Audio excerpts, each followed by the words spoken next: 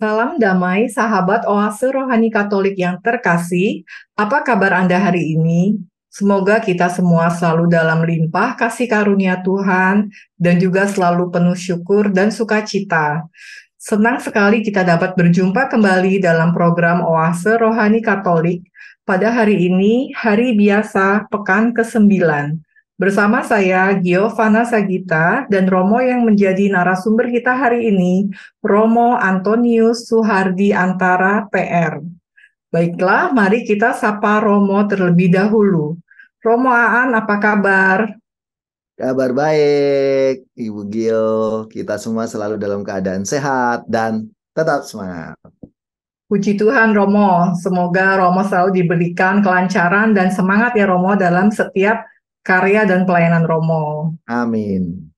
Sahabat Oase Rohani Katolik yang terkasih, sebelum kita memulai permenungan iman kita hari ini, marilah kita awali dengan doa pembuka yang akan dipimpin oleh Romo. Silakan Romo. Marilah kita mengawali perjumpaan kita pada pagi hari ini dengan tanda kemenangan Kristus dalam nama Bapa dan Putra dan Roh Kudus. Amin. Allah Bapa yang Maha Kuasa, kami bersyukur atas rahmat anugerah-Mu. Hari ini kami boleh bersama-sama untuk mendengarkan sabda-Mu. Kiranya Engkau membuka mata hati kami dan ajarilah kami untuk mengimani Yesus Kristus Putra-Mu. Sehingga dalam kehidupan kami, sungguh kami melaksanakan apa yang Engkau ajarkan, apa yang Engkau teladankan dalam hidup kami.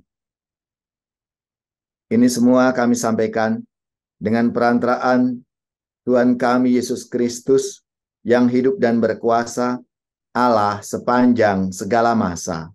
Amin. Amin. Dalam nama Bapa dan Putra dan Roh Kudus. Amin. Amin. Terima kasih Romo atas doa pembukanya. Baiklah sahabat Oase Rohani Katolik yang terkasih, kita mulai permenungan iman kita hari ini. Antifon pembuka. Terpujilah Allah, terpujilah namanya yang agung. Hendaklah nama Tuhan yang agung berada di atas kita, dan terpujilah segala malaikat untuk selamanya. Bacaan pertama, bacaan dari kitab Tobit. Pada waktu itu, duduklah Hana mengamati jalan yang bakal ditempuh Tobia anaknya. Ia telah mendapat firasat bahwa anaknya tengah datang. Berkatalah Hana kepada ayah Tobia, "Sungguh, anakmu telah datang, dan juga orang yang menyertainya." Sebelum Tobia mendekati ayahnya, berkatalah Rafael kepadanya, "Aku yakin bahwa mata ayahmu akan dibuka. Oleskan empedu ikan itu pada matanya. Obat itu akan meresap dahulu, lalu akan terkelupaslah bintik-bintik putih itu dari matanya. Maka ayahmu akan melihat lagi dan memandang cahaya." Adapun Hana bergegas-gegas mendekap anaknya, lalu berkatalah ia, "Setelah engkau kulihat anakku, sekarang aku dapat mati." Dan ia pun menangis. Tobit pun berdiri, dan meskipun kakinya tersandung-sandung, ia keluar dari pintu pelataran rumah. Tobia menghampiri ayahnya dengan membawa empedu ikan itu. Lalu ditiupinya mata Tobit, ditopangnya ayahnya, dan kemudian berkatalah ia kepadanya, "Tabahkan hatimu, ayah." Kemudian obat itu dioleskannya pada mata Tobit dan dibiarkannya sebentar. Lalu dengan kedua belah tangan dikelupaskannya sesuatu dari ujung-ujung dikelupaskannya sesuatu dari ujung-ujung matanya. Maka Tobit mendekap Tobia sambil menangis. Katanya, "Aku melihat engkau, anakku, cahaya mataku. Ia menyambung pula, terpujilah Allah, terpujilah namanya yang besar, terpujilah para malaikatnya yang kudus.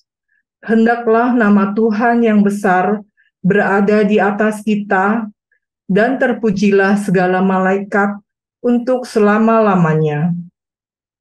Sungguh, aku telah disiksa oleh Tuhan, tetapi aku melihat kembali anakku, Tobia. Demikianlah sabda Tuhan. Syukur kepada Allah. Mari kita tanggapi dengan Mazmur tanggapan.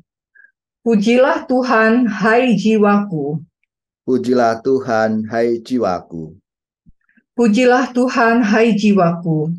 Aku hendak memuliakan Tuhan selama aku hidup, dan bermazmur bagi Allahku selagi aku ada. Pujilah Tuhan, hai jiwaku. Tuhan tetap setia untuk selama-lamanya. Dialah yang menegakkan keadilan bagi orang yang diperas, dan memberi roti kepada orang-orang yang lapar. Tuhan membebaskan orang-orang yang terkurung. Pujilah Tuhan, hai jiwaku. Tuhan membuka mata orang buta. Tuhan menegakkan orang yang tertunduk. Tuhan mengasihi orang-orang benar. Tuhan menjaga orang-orang asing. Pujilah Tuhan, hai jiwaku. Anak yatim dan janda ditegakkannya kembali, tetapi jalan orang fasik dibengkokkannya. Tuhan itu Raja untuk selama-lamanya. Allahmu, ya Sion, turun-temurun. Pujilah Tuhan, hai jiwaku. Baik, sekarang mari kita siapkan hati untuk mendengarkan bacaan Injil oleh Romo yang didahului dengan bait pengantar Injil. Haleluya, haleluya, haleluya, Haleluya. haleluya, haleluya, haleluya. Barang siapa mengasihi aku akan menaati sabdaku. Bapakku akan mengasihi dia, dan kami akan datang kepadanya. Haleluya, haleluya, haleluya. Tuhan bersamamu Dan bersama rohmu. Inilah Injil suci menurut Markus. Dimuliakanlah Tuhan. Injil Markus bab 12 ayat 35 sampai 38. Pada suatu hari, Yesus mengajar di bait Allah, katanya, bagaimana ahli-ahli Taurat dapat mengatakan bahwa Mesias adalah anak Daud? Daud sendiri berkata dengan ilham Roh Kudus, Tuhan telah bersabda kepada Tuanku, duduklah di sisi kananku, sampai musuh-musuhmu kutaruh di bawah kakimu. Jadi, Daud sendiri menyebut dia tuannya. Bagaimana mungkin ia sekaligus anaknya? Orang yang besar jumlahnya mendengarkan Yesus dengan penuh hikmat. Demikianlah sabda Tuhan. Terpujilah Kristus.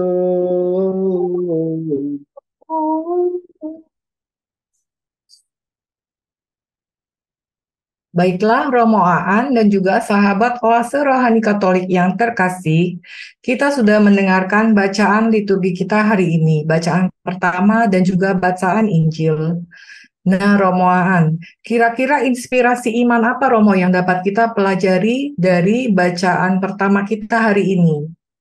Baik, kalau kita menyimak dari bacaan yang pertama, di sini kita diajak untuk belajar dari pengalaman orang-orang kudus yang tentunya menginspirasi kita. Bagaimana Tobit yang sedang menghadapi suatu persoalan, ya, dalam hal ini adalah masalah dengan sakit matanya, sehingga dari situ ia mohon disembuhkan, dan tentunya melalui orang-orang yang diutus oleh Allah sendiri, ia mengalami rahmat kesembuhan itu. Bahkan di sana dikatakan, aku telah disiksa oleh Tuhan, tetapi kini aku dikasihinya, dan aku melihat kembali anakku Tobia. Nah, di situ artinya pengalaman orang yang sungguh merasakan rahmat dan kasih Tuhan, meskipun awalnya merasa dalam tanda kutip disiksa, pasti ada satu penderitaan yang ia alami sehingga kurang bisa melihat Tuhan hadir, Tuhan yang selalu menyertai serta membimbingnya. Namun ketika ia sungguh melihat kehadiran Tuhan dalam hidupnya, maka ia merasakan kasih Tuhan itu sehingga ia bisa melihat anaknya, bisa melihat keluarganya. Saya rasa itu suatu pengalaman yang menjadi inspirasi bagi kita lewat kitab Tobit hari ini. Iya, baik. Terima kasih, Romo Aan. Romo, kalau kita baca dari kitab Tobit ini kan digambarkan Tobit ini adalah seseorang yang hidupnya saleh, dia setia pada Allah gitu, Romo ya. Tapi mengalami penderitaan sampai matanya buta seperti tadi itu dalam cerita.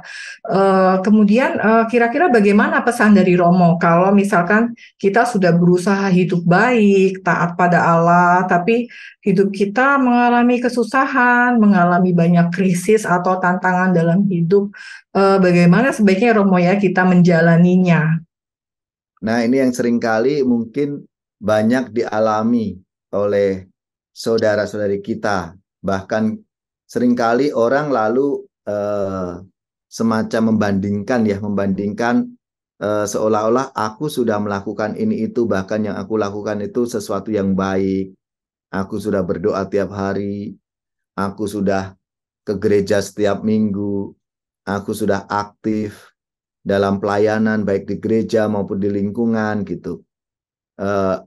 Kemudian yang menjadi pertanyaan, kenapa aku sudah melakukan seperti itu, hal yang baik, tapi kok tetap mengalami penderitaan, Iya, Romo. tetap mengalami yang seolah-olah kok Tuhan jauh dari aku, dari keluargaku, dari hidupku, kan gitu.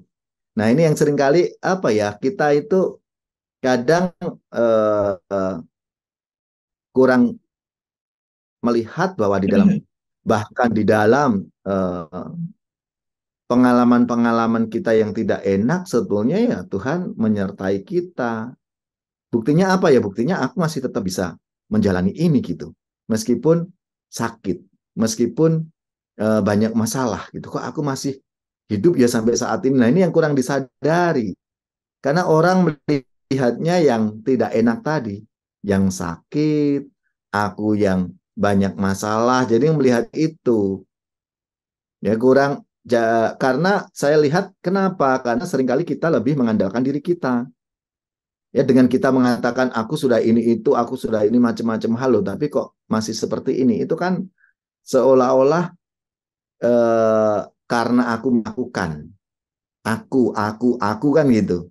Yang dibawa atau yang disebut gitu, bukan yang merasa bahwa hidup ini kita semua itu ada di tangan Tuhan sendiri yang selalu membimbing, menyertai langkah hidup kita, meskipun ya tentunya dalam hidup ini kan ada dinamikanya. Tidak semua lewat jalan yang lancar gitu ya. Ya, Jalan Romo. yang lurus gitu, yang halus, kan tidak. Ada yang kita harus lewati lembah, harus ngelewatin jurang, harus ngelewatin aduh becek-becek seperti ini, lalu jalannya rusak ya. Tinggal sekarang kita mau nggak gitu. Kita mau nggak lewat ini untuk bisa sampai ke sana, aku memang harus lewat ini. Mungkin yang lain, karena seringkali kita juga lalu membandingkan yang lain, kayaknya yang lain enak-enak aja, padahal dia kayaknya jarang ke gereja loh, Ya. gitu kan. Nah, itu seringkali kita itu melihat jalan orang lain daripada kita lihat jalan kita sendiri.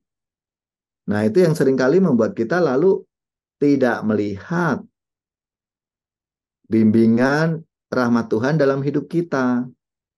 Kadang kita selalu melihatnya yang lain, yang seolah-olah, aku maunya seperti seperti dia gitu. Nah, padahal kan kita ini kan punya jalannya sendiri-sendiri ya. Masing-masing ya Romo. Nah, bagaimana kita menjalani kehidupan kita ini? Apakah dengan rasa syukur di hadapan Tuhan, atau ya kalau enak ya disyukuri, kalau nggak enak, aduh, kayaknya lebih baik aku nyerah deh, lebih baik aku enggak deh, kan gitu kadang kala. Iya Romo. Ya, Jadi sebenarnya dalam kesusahan kita pun Allah tidak meninggalkan kita ya Romo ya. betul. Mungkin kitanya yang harus terus tetap setia dalam membaca sabda Tuhan dan juga dalam hidup doa kita ya Romo. Ya, kita bisa lihat di dalam Mazmur Tanggapan itu sebetulnya sebuah pujian. Pujian karena apa? Kita lihat dari pengalaman-pengalaman pemazmur ini. Aku hendak memuliakan Tuhan selama aku hidup. Aku bermazmur bagi Allahku selagi aku ada. Tegakkan keadilan bagi orang yang diperas. Memberi roti kepada orang yang lapar. Membebaskan orang yang terkurung.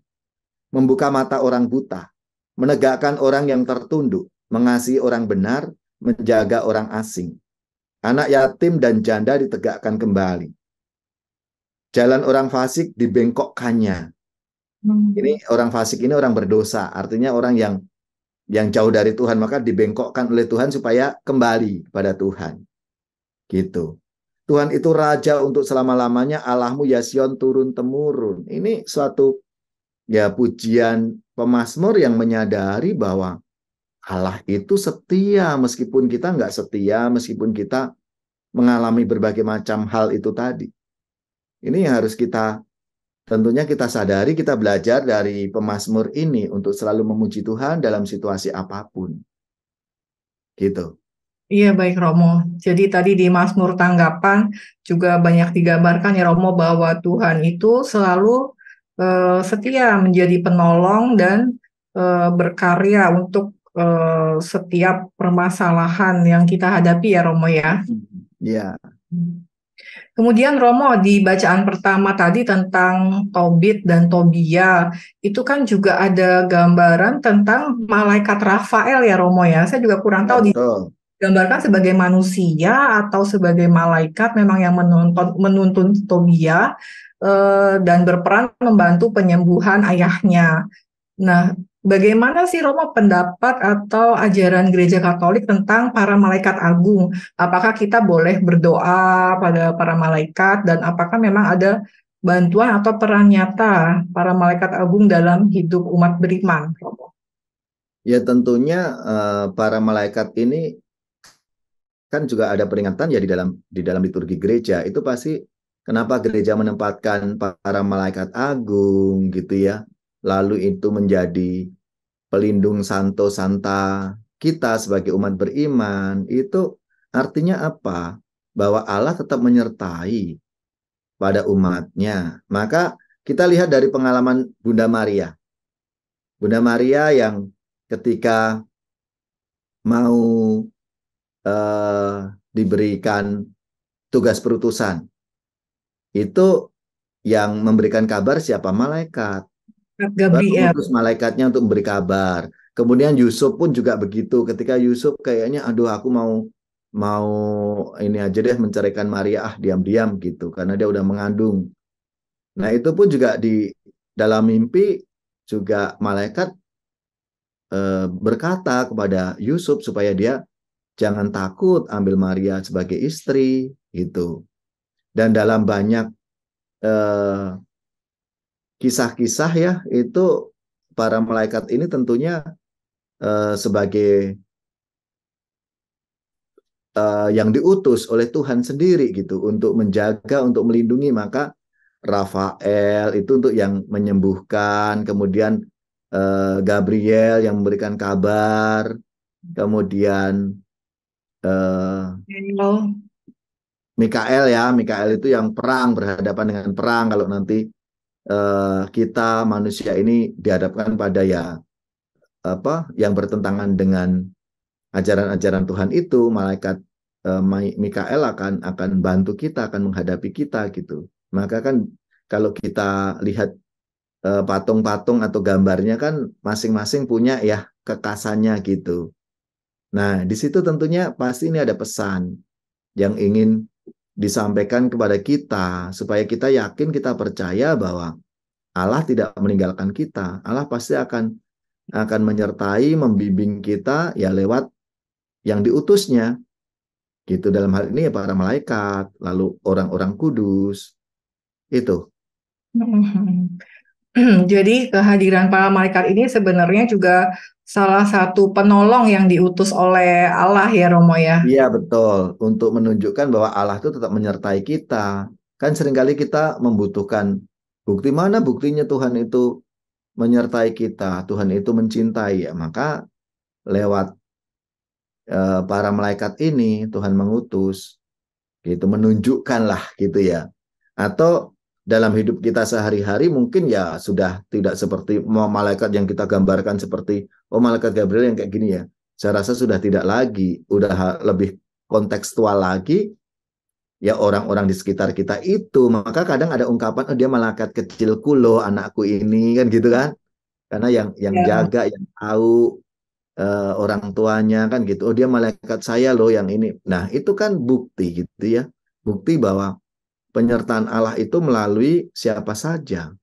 Orang-orang yang akan diutusnya untuk membimbing, menyertai, meneguhkan, yang tentunya pasti sesuatu hal yang baik. Itu.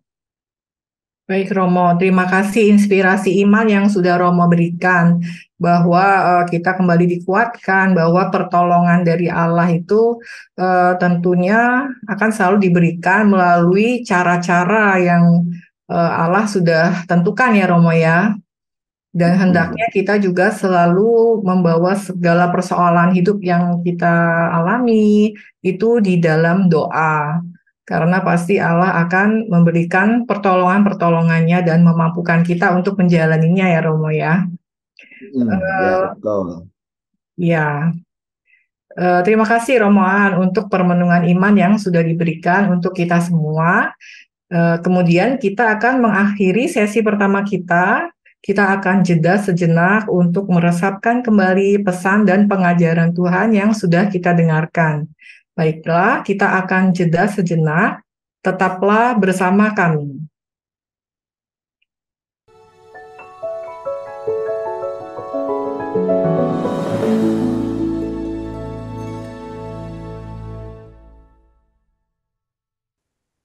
Sahabat Oase Rohani Katolik yang terkasih, mari kita lanjutkan permenungan iman kita pada sesi kedua ini, masih bersama Romo Antonius Suhardi Antara PR, dan saya Giovanna Sagita.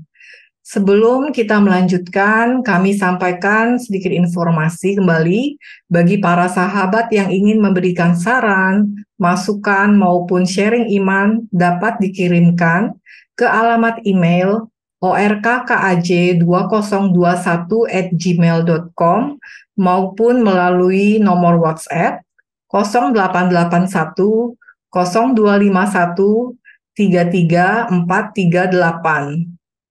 Baiklah, sahabat Oase Rohani Katolik yang terkasih, setelah tadi di sesi pertama kita sudah mendengarkan inspirasi iman dari bacaan pertama, sekarang kita lanjut ke bacaan Injil.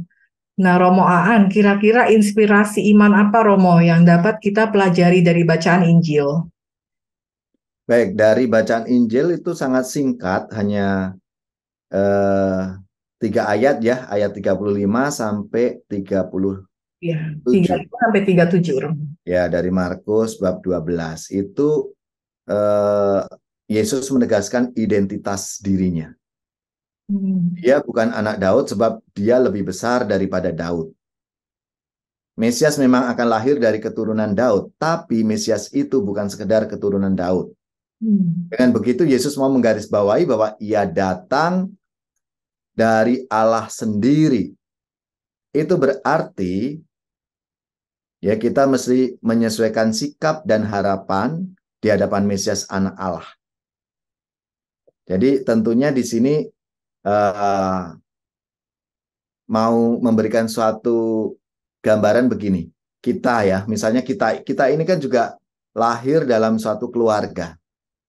Ya, Keluarga tertentu, di daerah tertentu, tumbuh dalam budaya tertentu, dan menjadi eh, dan seterusnya. Tapi pada saat bersamaan kita ini kan juga anak-anak Allah kan ya. Kita ya, semua itu anak Allah. Berkat pembaptisan kita menjadi pengikut Kristus, lalu menjadi saudara-saudarinya. Kita dimasukkan di dalam persekutuan sebagai umat beriman dalam gereja. Gereja di sini adalah paguyuban umat beriman dengan pembaptisan. Maka baptis itu kan menjadi pintu masuk kita sebagai anggota gereja. Nah, di sini hanya mau sebetulnya kita nggak akan debat mengenai loh dia anak Daud atau bukan. Yang pasti ya Yesus ini keturunan Daud, iya, bapak leluhurnya kan Daud, ya kan? Tapi bukan itu yang penting sebetulnya. Hanya mau mengatakan bahwa di sini Mesias ini adalah ya anak Allah. Allah sendiri yang mengutus untuk datang ke dunia dengan tujuan apa? Menyelamatkan umatnya. Ya, menyelamatkan umatnya, umat yang yang tentunya mengalami penderitaan karena dosa-dosanya, maka mau diselamatkan. Nah, ini kalau kita tadi misalnya mendengarkan bacaan bait pengantar Injil ya tadi kan saya nyanyikan nih, barang siapa mengasihi aku akan menaati sabdaku. Bapakku akan mengasihi dia dan kami akan datang kepadanya. Ini kan bukan berarti lalu mau menunjukkan bahwa kita semua ini anak-anaknya. Kalau kita melaksanakan apa yang menjadi ajaran Tuhan, apa yang menjadi firman-Nya. Saya rasa itu ini yang mau diwartakan di sini adalah bahwa kita diajak untuk sungguh eh, mengikuti, melaksanakan apa yang diajarkan, apa yang dikehendaki oleh Allah dalam hidup kita yang sudah diberikan contoh teladan adalah Tuhan Yesus sendiri. Ya, Allah yang turun ke dunia untuk menyelamatkan kita umatnya. Nah, dari situ tentunya kita mau diajak untuk sampai ke sana supaya menyadari bahwa kita ini ya anak-anak Allah. Mesias, anak Allah, yaitu Tuhan Yesus sendiri. Seperti itu. iya Romo. Jadi tadi di bacaan Injil ini Romo kan disebutkan tadi tentang pribadi, identitas dan apa silsilah keturunan Yesus begitu ya Romo. Mm-mm, mm-mm. Saya masih ingin ini Romo bertanya. Jadi apakah sebenarnya ada penelitian ilmiahnya atau apa bahwa Yesus ini memang garis keturunannya dari Raja Daud seperti yang dinubuatkan gitu Romo? Ya tentunya kita hanya bisa lihat dari silsilah saja ya kalau kita dari kitab suci ya karena kan ini sudah ribuan tahun ya. Hmm. Tapi bagaimana di dalam silsilah itu kan disebutkan ketika siapa itu nanti Yusuf gitu kan. Eh, dan dari situ lalu akan sampai pada nyebut Yesus itu sendiri. Maka ada semacam garis keturunan gitu ya, garis keturunan. Namun sebetulnya di sini eh, kita mau diajak untuk lebih pada penyadaran bahwa kehadiran Allah ke dunia ini itu diwujudkan dengan kehadiran putranya, Mesias. Mesias itu kan yang diurapi. Maka ini mau mau kadang kala itu mau gini loh, mau membandingkan Daud ini kan raja, ya kan? Raja Daud. Maka Mesias itu kan yang diurapi itu siapa? Yang diurapi itu juga raja, ya kan? Pasti yang diurapi raja. Maka ini kan sebetulnya mau Yesus lebih dari itu, bukan hanya sekedar Raja Daud, tapi lebih dari itu karena dia Mesias yang adalah putra Allah. Gitu. Iya, Romo. Kalau Ya misalnya kan? Daud adalah raja, itu seperti sosok pribadi yang kuat, bisa menang Ya, daerah-daerah itu lain. lalu nanti makanya banyak orang lalu nanti umat Israel kan lalu menantikan raja yang menyelamatkan umatnya lebih pada dari sisi politis, Oh, memandangnya ya dari sisi. kan? Memaknainya begitulah di sisi politis, nanti menang perang, nanti begini-begini gitu. Tapi kehadiran Yesus kok beda, Mesias yang katanya raja, tapi kok raja malah disalib, kok raja kok malah mengalami penderitaan. Nah, ini yang seringkali jadi nggak nyambung Hmm. pemahaman itu. Ya, Karena jadi di satu terlebih sisi lagi, orang mau melihat bahwa kalau raja itu pasti berkuasa lewat hmm, kekuasaannya, lewat politisnya kan gitu. Ini kok tidak. Nah, itulah. Maka Yesus mau menawarkan kehadirannya itu kan mau semacam mengcounter juga ya bahwa raja itu bukan berkuasa, tapi raja itu yang melayani. ya, Itu raja itu yang mengabdi seperti itu. Maka yang diutamakan maka dalam hidup menggereja kita pun juga karya pelayanan, bukan karya kekuasaan kan gitu. Tapi pelayanan apa saja pasti pelayanan, pelayanan, pelayanan, pelayanan seperti itu. Nah, ini yang sebetulnya mau diwartakan oleh Yesus, dibawa oleh Yesus ke dunia itu. Meskipun orang melihatnya wah salib itu bodoh loh, kebodohan itu ini. Tapi eh, Yesus melihatnya beda, mau mengajak umat beriman yang percaya itu melihat salib yang beda, bukan suatu kebodohan, tapi suatu kemuliaan, suatu kemenangan. Dengan menjalani jalan salib ini, orang sampai pada akhirnya menyadari betul Allah itu Allah yang seperti ini gitu. iya. Yang lebih luar biasa lagi dari sosok Yesus ini adalah mengajarkan tidak hanya kita mengasihi sesama atau kelompok kita, tapi juga musuh-musuh kita ya, Romo Iya ya. betul. Iya itu juga makanya. Jadi mau sebetulnya kan tadi Daud raja, tapi ini Yesus rajanya kok bukan yang seperti itu. Jadi bukan pada raja yang berkuasa di dunia, tapi ini untuk hidup keilahian gitu ya, surgawi kan gitu. Maka bahkan yang ditawarkan oleh Yesus tentunya pasti sangat berbeda dengan yang ditawarkan oleh dunia gitu. Maka Yesus selalu mempertentangkan atau melawankan dalam pengajaran-pengajaran itu, kamu memang hidup di dunia, tapi kamu bukan dari dunia, Hmm. gitu. Karena kalau kita hidup ngikutin dunia, ya udah kita nanti akan hancur, akan mati, gitu. Tapi ketika kita ini ngikutin nilai-nilai surgawi, nilai-nilai ilahi, tidak gitu. Barang siapa percaya kepadaku dia tidak akan mati, dia akan hidup selamanya. Kan gitu. Itu yang selalu diajarkan dan ditawarkan oleh Yesus. Maka ini menjadi pergulatan terus-menerus, pertentangan terus-menerus bagi kita umat manusia yang masih hidup di dunia ini. Kita hidup di dunia tapi kita bukan dari dunia. Itu yang harus kita sadari. Ya, kita ini milik Allah. Maka tantangannya besar, tantangannya berat. Kita yang milik Allah ini tapi harus hidup tinggal di dunia yang Hmm. banyak tawaran macam-macam hal itu tadi. Iya. Gitu. Ya Romo, jadi seperti di tadi bait pengantar Injil ya Romo ya. Barang siapa mengasihi aku akan menaati sabdaku, Bapakku akan mengasihi dia dan kami akan datang kepadanya. Itu jadi kita harus memiliki hubungan yang sungguh-sungguh pribadi begitu Romo ya dengan Tuhan Yesus.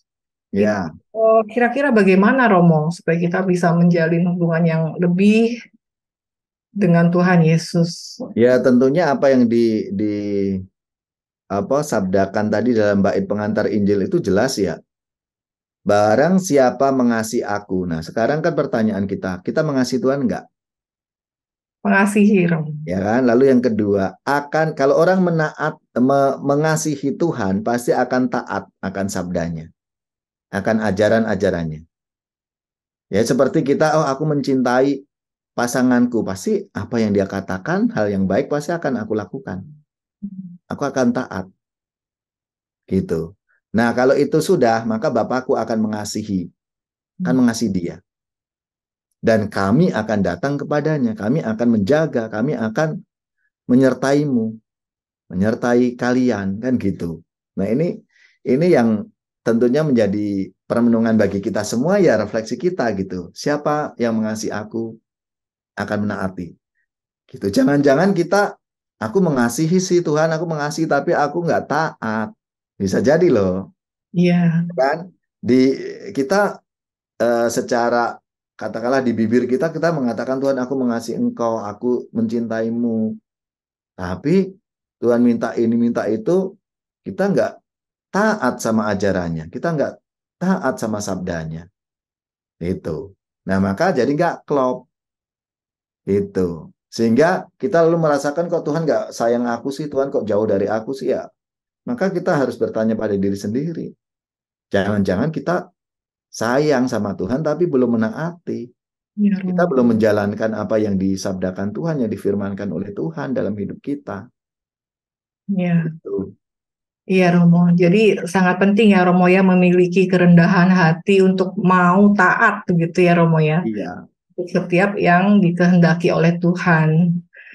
Baiklah Romo Aan, terima kasih banyak dari sesi pertama sampai sesi kedua tadi kita sudah banyak mendengarkan inspirasi iman yang dapat kita pelajari. Nah, sebagai kesimpulan Romo, kira-kira poin-poin penting apa saja Romo untuk mengingatkan kita kembali inspirasi iman dari bacaan pertama dan bacaan Injil kita hari ini? Baik, melalui sabda Tuhan hari ini, tentunya ada satu benang merah yang harus kita eh, pegang menjadi dasar bagi kita sebagai umat beriman. Tuhan itu menghendaki kita semua untuk mengasihi. Aku mencintai Tuhan. Pertama-tama aku mencintai Tuhan dulu. Tuhan Allahku ini aku cintai. Karena dari situ nanti apapun yang akan kita alami karena cinta kita kepadanya, kita akan bisa menjalani, kita akan bisa menerima. Seperti Tobit dalam bacaan yang pertama, akhirnya kan ketika dia menyadari bahwa Tuhan mencintai, Tuhan mengasihi, meskipun dia sakit, karena dia yakin, dia percaya, maka dia mengalami kesembuhan. Dan juga dalam sabda Tuhan hari ini, meskipun ya Tuhan Yesus itu hanya mengatakan bahwa aku ini dari keturunan Daud, tapi lebih dari itu, saya mengatakan bahwa aku ini putra Allah, anak Allah, yang diutus oleh Tuhan ke dunia supaya nyata gitu, menjadi seringkali orang bertanya-tanya, yang mana ini sekarang ada gambarannya. Aku mencintai enggak? Aku taat enggak akan apa yang diajarkan? Ini menjadi pertanyaan refleksi kita, menjadi benang merahnya, semoga membantu kita. Sehingga kita sudah yang nggak bertanya-tanya lagi gitu. Karena jawabannya sudah ada dalam diri kita, aku mencintai Tuhan enggak? Kalau aku mencintai, aku akan melakukan, akan melaksanakan apapun yang saya alami, yang aku alami dalam hidupku. Karena Tuhan menyertai aku. Bapakku akan mengasihi dia, dan kami akan datang kepadanya. Semoga ini menjadi semacam kekuatan kita. Kalau Tuhan akan datang, akan selalu menyertai kita, ya maka mari aku mengasihi dan taat akan ajarannya. Baik, terima kasih Romo Aan untuk semua inspirasi iman yang sudah diberikan untuk kita semua, sudah menguatkan dan semakin meneguhkan iman kita. Semoga semua yang sudah kita dengarkan dapat memperkuat iman kita dan meneguhkan kita dalam menghadapi setiap tantangan dalam hidup kita. Kita akan menutup oase rohani Katolik kita hari ini dengan doa dan berkat penutup dari Romo. Silakan, Romo. Baik, mari kita akhiri perjumpaan kita, permenungan kita hari ini. Kita akan menutup dengan doa dan nanti mohon berkat Tuhan. Dalam nama Bapa dan Putra dan Roh Kudus. Amin. Allah Bapa yang penuh kasih, kami bersyukur atas rahmat anugerah-Mu, kehadiran-Mu melalui Yesus Kristus Putra-Mu. Ajarilah kami untuk mendengarkan dan mematuhi sabda Putra-Mu itu dalam ketekunan menjalani kehidupan kami sehari-hari, sehingga kami semakin beriman kepadamu, semakin mencintai Engkau, dan kami wujudkan dalam cinta kami kepada sesama, dimanapun kami berada. Ini semua kami sampaikan dengan perantaraan Kristus, Tuhan dan Juru Selamat kami. Amin. Amin. Nama Bapa dan Putra dan Roh Kudus. Amin. Saudari-saudaraku yang terkasih, mari kita siapkan hati kita untuk menerima berkat Tuhan dan tugas perutusan. Semoga saudari-saudara sekalian, keluarga-keluarga kita, komunitas kita, orang-orang yang kita doakan, seluruh tugas, belajar, pekerjaan, usaha, serta karya pelayanan kita dibimbing, dilindungi, dan diberkati oleh Allah yang Maha Kuasa, Bapa dan Putra dan Roh Kudus. Amin. Terima kasih, Romo Aan. Sahabat Oase Rohani Katolik, dimanapun Anda berada, kami ucapkan terima kasih sudah setia mengikuti dan menemani bersama dalam Oase Rohani Katolik kita hari ini. Kita akan jumpa kembali di program Oase Rohani Katolik kita di episode berikutnya. Salam damai dan Tuhan memberkati. Terima kasih.